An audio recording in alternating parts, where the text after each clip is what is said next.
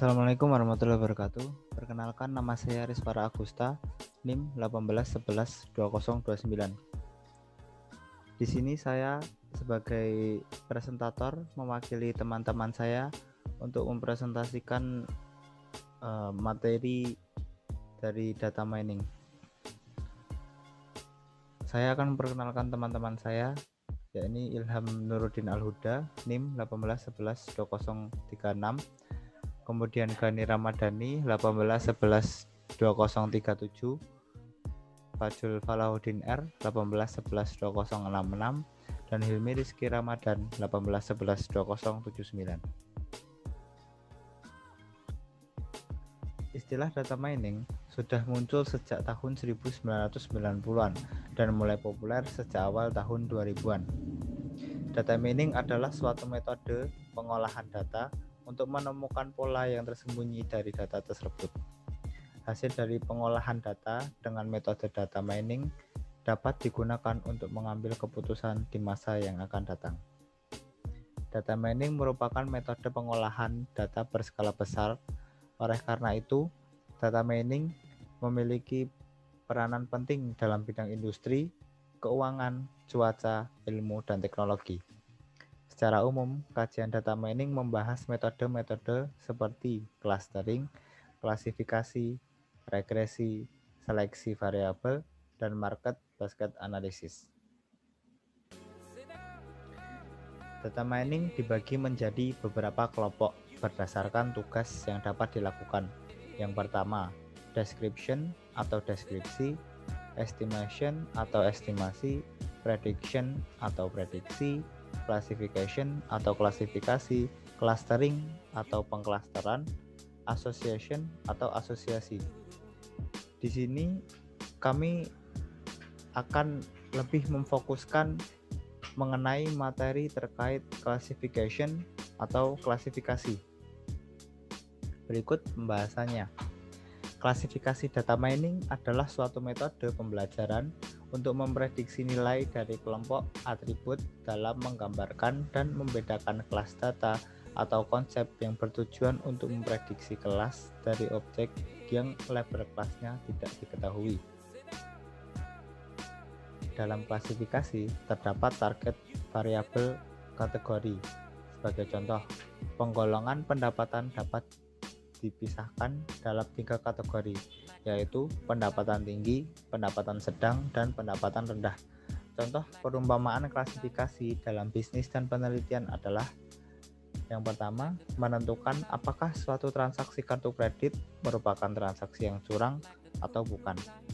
Yang kedua, memperkirakan apakah suatu pengajuan hipotek oleh nasabah merupakan suatu kredit yang baik atau buruk. Yang ketiga, mendiagnosis penyakit seorang pasien untuk mengetahui itu termasuk penyakit apa. Macam-macam klasifikasi. Klasifikasi ini lebih mengacu pada pengelompokan dengan model pohon keputusan secara biner. Ada beberapa contoh dari algoritma tentang klasifikasi tersebut, yaitu CART, Classification and Regression Trees, C45, C50, K-Naive atau KNN, Naive Bayes atau NBC. Algoritma C50 adalah perluasan dari algoritma C45 itu sendiri. Algoritma C50 adalah algoritma klasifikasi yang dapat menangani kumpulan data besar. Beberapa penelitian yang terkait tentang algoritma C50 telah dilakukan, di mana hasil yang didapatkan bahwa algoritma C50 lebih baik dalam melakukan klasifikasi. Pada tahun 2007, Yogi Yusufe melakukan perbandingan performa algoritma decision tree C50, CART, dan CHID, di mana didapatkan bahwa algoritma C50 lebih akurat dalam melakukan credit scoring. Berikut merupakan rumus algoritma C50 yang dapat kami temukan. Dan ini beberapa referensi yang kami ambil dari jurnal-jurnal untuk mendukung presentasi kami kali ini. Selanjutnya akan disambung oleh teman saya untuk mendemokan algoritma C50.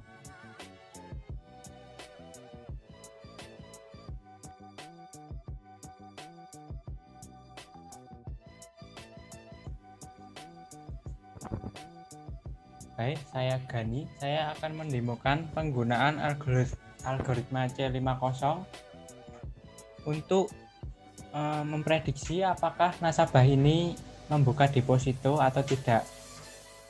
Ini adalah datasetnya, ada 17 kolom, terdiri dari umur, pekerjaan, dan lain-lain ya. Dan ini adalah kolom kelasnya, yang bernama kolom Z ini adalah kolom kelasnya.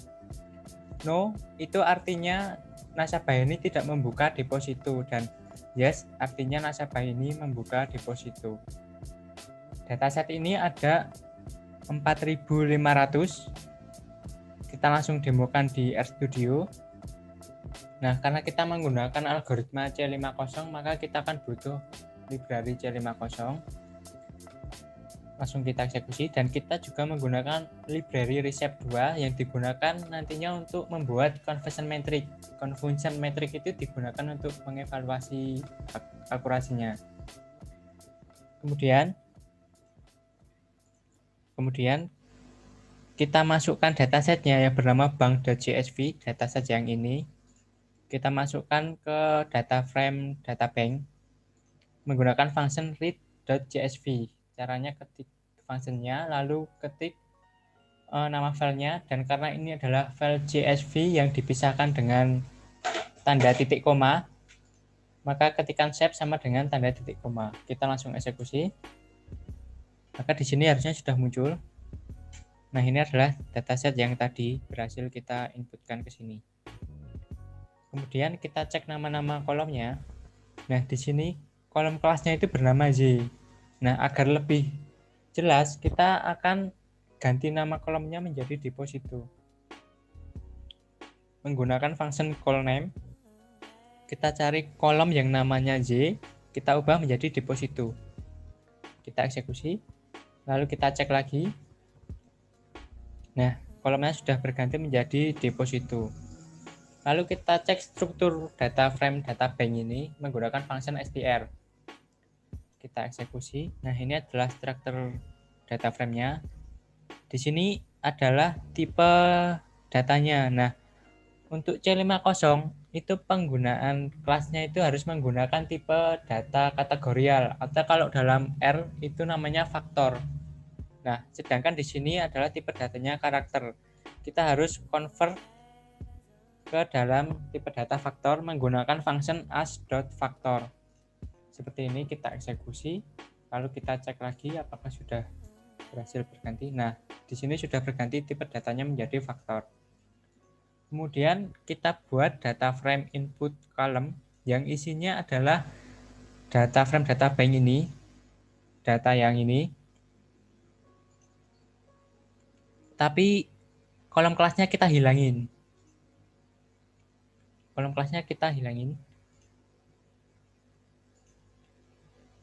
Karena kolom kelasnya itu ada di kolom ke-17. Karena kolomnya itu ada di kolom ke-17, maka kita buat minus 17 untuk menghapus kolom yang terakhir. Kita eksekusi.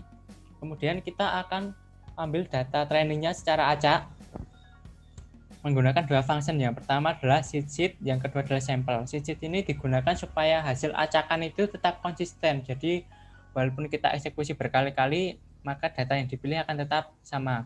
Kita eksekusi seed-nya dulu. Lalu kita masukkan function sampel. Yang di sini kita tulis semua datanya, yaitu 4.521, kita ambil sebanyak 3617.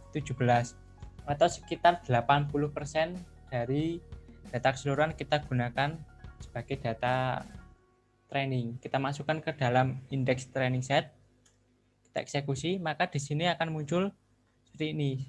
Baris pertama yaitu baris ke-3786, baris kedua ke data ke-503 dan seterusnya. Lalu kita buat variabel input training set, yang kita masukkan adalah ini, kolom input yang ini. Input kolom yang ini, yang barisnya itu adalah ini. barisnya itu adalah yang baris-baris ini. Kita eksekusi, lalu yang kelasnya juga kita masukkan hanya kelasnya saja, yaitu kelas deposito. Yang barisnya itu baris yang sesuai dengan ini, sesuai index learning set, sesuai dengan baris ini. Kita eksekusi kelasnya. Nah, kemudian kita buat variable input testing set, ini adalah datasetnya. Kita masukkan input kolom, tanda minus ini menunjukkan bahwa yang tidak terpilih dalam ini yang dipilih adalah 3.617, sisanya artinya 904. Kita masukkan ke dalam data testing, kita eksekusi. Kemudian ini adalah pembuatan modelnya, saya beri nama databank_model, lalu kita panggil function C50. Kita masukkan input training set dan juga kelas training setnya, kedua ini kita masukkan, lalu kita eksekusi, lalu kita panggil function summary untuk melihat detail dari modelnya. Di sini menunjukkan bahwa tingkat errornya 7,9%. Nah, kita gunakan data testingnya, kita akan menggunakan modelnya untuk memprediksi data testingnya menggunakan function predict. Pertama kita eksekusi sebelah sini terlebih dahulu, maka akan memunculkan output seperti ini. Ini artinya baris ke-1 dia memprediksi no, baris kedua dia memprediksi no, dan seterusnya. Agar lebih memudahkan pembacaan, data ini kita masukkan ke dalam input testing set dalam kolom hasil prediksi. Kita eksekusi, maka dalam data frame input testing set harusnya sudah ada kolom. Nah, ini kolom ini, maka baris 1 dia diprediksi no, baris kedua dia prediksi no, lalu kita masukkan kolom kelas aslinya untuk membandingkan. Kita masukkan ke input testing set, maka harusnya sudah masuk. Nah, di sini adalah data aslinya dan ini adalah hasil prediksi. Dia memprediksi no dan hasilnya dan data sebenarnya adalah no. Nah, kemudian kita akan buat conversion metric untuk mengevaluasi hasilnya menggunakan function dcast yang diambil dari library Recep2. Nah, di sini kita ambil dua kolom, yaitu hasil prediksi dan kolom deposito dalam data frame input testing set. Maka akan keluar seperti ini.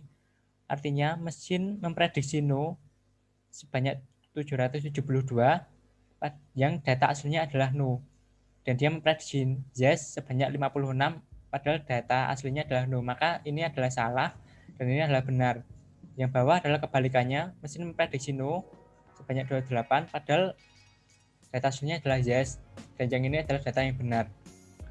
Maka data yang benar itu adalah sebanyak 820 dan data keseluruhan itu sebanyak 904. Jadi akurasinya sekitar 90,7%. Mungkin sekian dari saya, kurang lebihnya mohon maaf. Terima kasih.